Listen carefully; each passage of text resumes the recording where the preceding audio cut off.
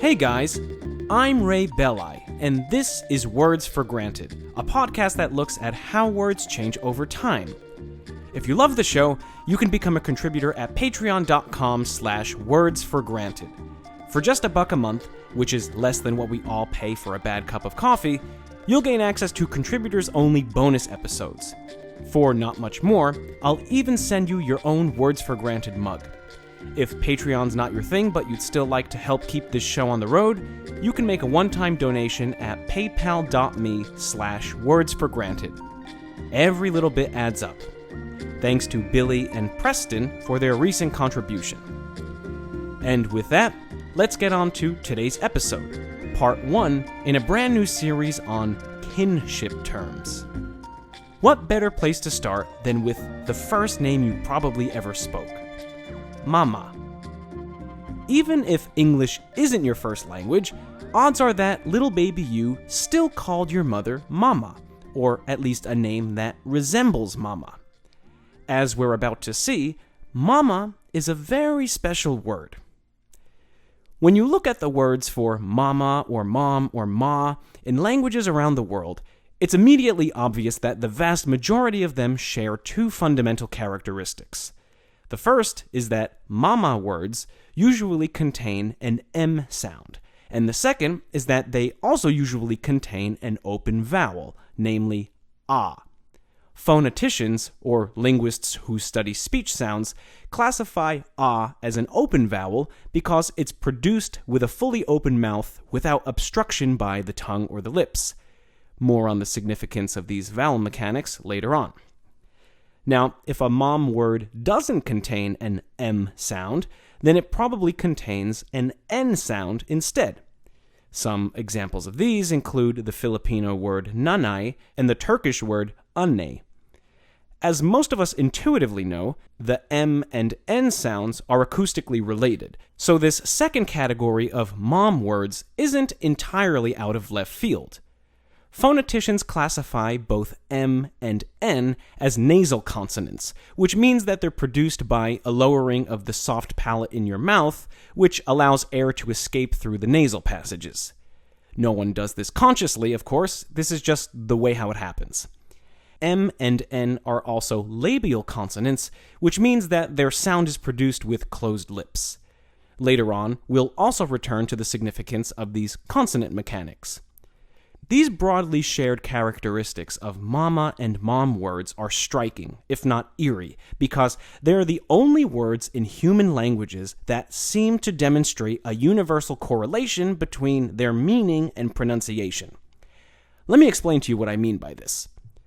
The pronunciation of a word in a given language relative to that word's meaning is usually arbitrary. For example, Japanese, Swahili, and Norwegian all have very different sounding words for I. That is, the I you see with, not the personal pronoun. These words for I are me, jicho, and oye, respectively, if my pronunciations are close. Expectedly, these words sound nothing alike because they come from completely unrelated language families, and given the arbitrary relationship between the way a word sounds and its potential to convey a given meaning, the words me, jicho, and oye are all equally good at naming the thing that, in English, we call an I. However, the Japanese, Swahili, and Norwegian words for mom are mama, mama, and mama. In Basque, Tamil, and Navajo, another trio of unrelated languages, the word for mama is ama, ama, and ama. If you look closely, ama is actually the same word as mama, but without the initial M sound. So what does this mean?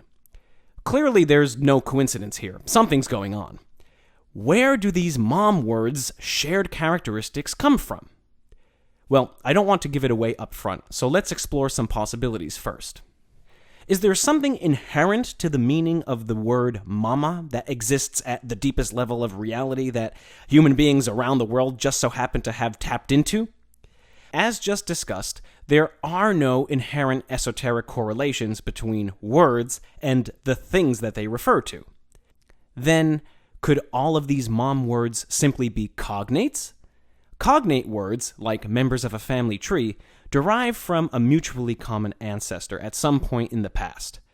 Since we're dealing with unrelated language families here, in order to posit an all mama words are cognates theory, we also have to posit a theory of a common proto-linguistic ancestor shared by every language in the world, a macro-language family, if you will. Instead of diving headfirst into an all mom words are cognate theory that also relies on a theory of a macro proto-language family, let's look at cognate mom words within a single language family first and see what we discover. Italian, French, and Spanish all belong to the Romance language family, sharing Latin as their common linguistic ancestor. The Italian, French, and Spanish words for mama, with a slight variation in accent, are mama, mama, and mama. Given their one degree of separation from each other on the linguistic family tree, it's not surprising that the Romance languages have nearly identical words for mama. We can further classify the Romance languages and their linguistic ancestor Latin as Indo-European. Indo-European languages all ultimately derive from a prehistoric, unrecorded language called Proto-Indo-European that linguists believe was spoken by nomads living in the steppe lands of modern-day Ukraine. As these nomads migrated and eventually settled as far west as Europe and as far east as India, hence the name, they brought with them their language. Though geographically disparate, modern languages such as Hindi, Welsh, and Russian are all Indo-European. The Hindi, Welsh, and Russian words for mom are man, mom, and mama, respectively. Given their ultimate derivation from the Proto-Indo-European language, these words are all cognates, and they're also ultimately cognate with the Romance language mama words. As we can see, they're all basically the same. They sound like mama. But if they're all cognates, that's to be expected, right? Well, no, not exactly. This very high degree of cross-linguistic similarity is actually not to be expected of cognates, especially not over the course of very long periods of time. Consider this. The Romance languages broke off from Latin, their mutual linguistic ancestor, around 1500 years ago.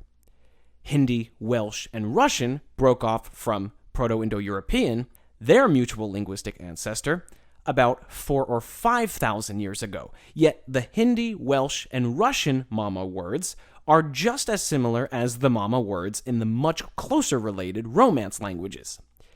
Although we haven't looked at every Indo-European mama word over the last 5,000 years, you can take my word for it. They're basically all the same. Even for languages within the same language family, the conservatism of these mama cognates across over such long periods of time is simply abnormal. One of the constants of language is that language is always changing. Pronunciations change, meanings change, even entire grammars change. But in the case of these Indo-European mom words, we see an exception to the very rule that this entire podcast is based on. Contrary to the Words for Granted tagline, today's episode is really about how one particular word doesn't change over time. I think it's clear that the conservatism of the many Indo-European mom words must be attributed to something other than the fact that they're cognates. If the theory of cognates can't account for the similarity of mama words within a single language family, then it certainly can't account for their similarity in unrelated languages around the world. In spite of this, since we as English speakers speak an Indo-European language, you might be wondering what the Proto-Indo-European root word for mom is. Well, according to historical linguists, that ancient root word probably sounded like ma. The Proto-Indo-Europeans combined that root word with the suffix ter, which they used as a grammatical marker of agency, thus producing the word mater, which has come down to us as the word mother. Mother, of course, is the formal way of referring to a woman who bears a child.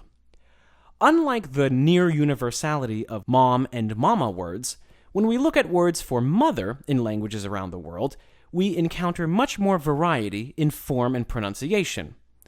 Why would that be? While both mother and mama refer to the same person, that is, a woman who has born a child, Words like ma, mama, and mom are terms of intimacy and affection. They're used by children in reference to their mother. In fact, mama, or whatever the equivalent word is in a given language, is usually the first word that babies learn to speak. Considering this fact, in pursuit of the answer to the question, why do all mama words sound so similar, maybe we should turn our attention to babies and the earliest stages of language acquisition. But first, a word from our sponsor. Words for Granted is a proud member of the CLNS Media Network, and today's episode is brought to you by the Great Courses Plus. Do you consider yourself a lifelong learner? Do you enjoy learning at your own pace, anytime, anywhere? If so, then you should really check out the Great Courses Plus.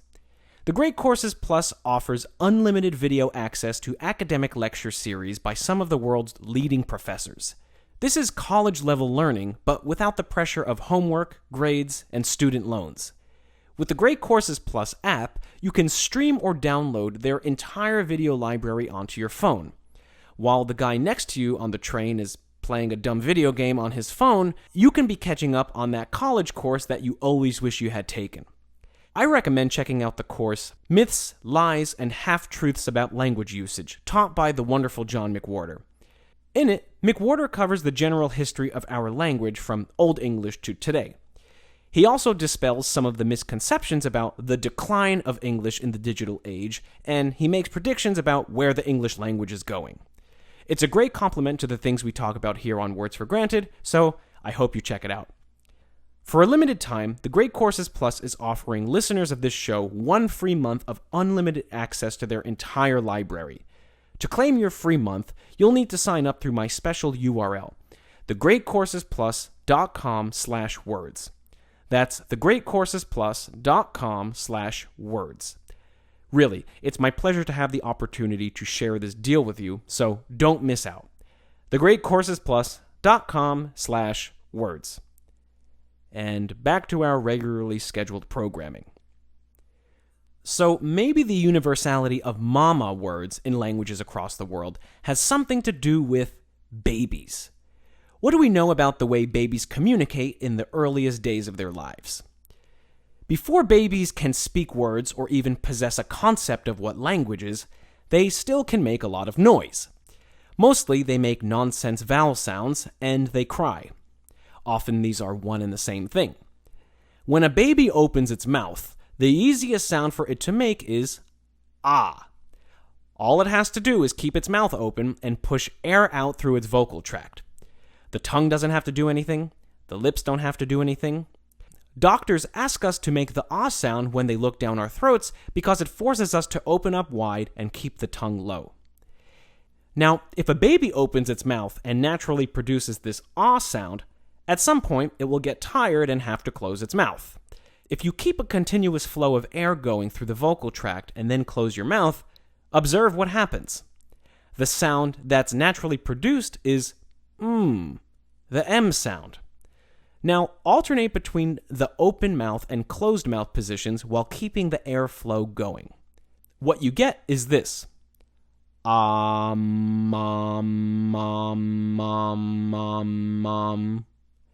Depending on where you cut up the syllables, the words ma, mama, mom, and amma are all contained within this simple exercise.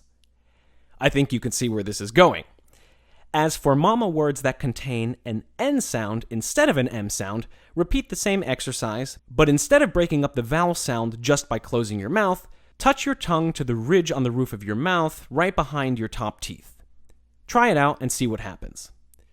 This simple yet incredible discovery that babies can make the mama sound without having to learn it was made by the influential Russian linguist Roman Jakobson in an essay entitled Why Mama and Papa, published in 1962. Jakobson further links the universality of mom words to breastfeeding and the need for nutrition. He writes, long quote, "Often the sucking activities of a child are accompanied by a slight nasal murmur, the sound, which is the only phonation that can be produced when the lips are pressed to the mother's breast or to the feeding bottle and the mouth is full. Later, this phonatory reaction to nursing is reproduced as an anticipatory signal at the mere sight of food and finally as a manifestation of a desire to eat, or more generally, as an expression of discontent and impatient longing for missing food or absent nurser, and any ungranted wish. When the mouth is free from nutrition, the nasal murmur may be supplied with an oral, particularly labial release. It may also obtain an optional vocalic support.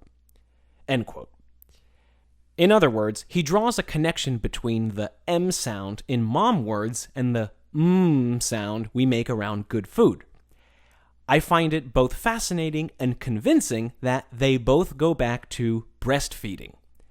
When babies use these mom words and similar sounds to get their mother's or anyone's attention, really, they're speaking. However, this speech act is only interpreted as such from the point of view of the mother. When the earliest human babies looked into their mother's eyes and said, or mama, those babies weren't consciously addressing their mothers by an affectionate name. What they were doing was making the sound that they'd learned to associate with breastfeeding, and breastfeeding equals survival. However, from the point of view of the earliest human mothers, it would have seemed as if these babies were calling them mama, thus giving rise to the meaning associated with what would become the word mama. This pattern happened again and again for thousands of years and in thousands of languages across the globe. As far as we can tell, this natural instinctual phenomenon has remained unchanged since the beginning of human history. To put it in other words, the word mama, or at least some word very close to mama, is probably the earliest word spoken by human beings, and it's a word that we still have with us across the globe today. Now, what about the cross-linguistic words for dad? Do they have predictable characteristics too? As it turns out, they do, but with a bit more potential for variation. In the next episode, we'll be looking at dad words from around the world. We'll also be looking at how the word father played a crucial role in the discovery of the Proto-Indo-European language. If you don't know what I'm talking about, it's an amazing story, and I can't wait to share my take on it with you. Okay, if you love the show, again, I'd like to remind you that you can sign up to show your support at patreon.com/wordsforgranted. If that's not in your budget, you can still leave a rating and review on Apple Podcasts or your podcast directory of choice. Those ratings and reviews really help the show grow, and they give me feedback about what I can do to make the show better. I am on Twitter at @WordsForGranted and Facebook as Words for Granted, and you can email me directly with questions, comments, and concerns at wordsforgranted@gmail.com. Have a great day. I'll catch you next time here at Words for Granted.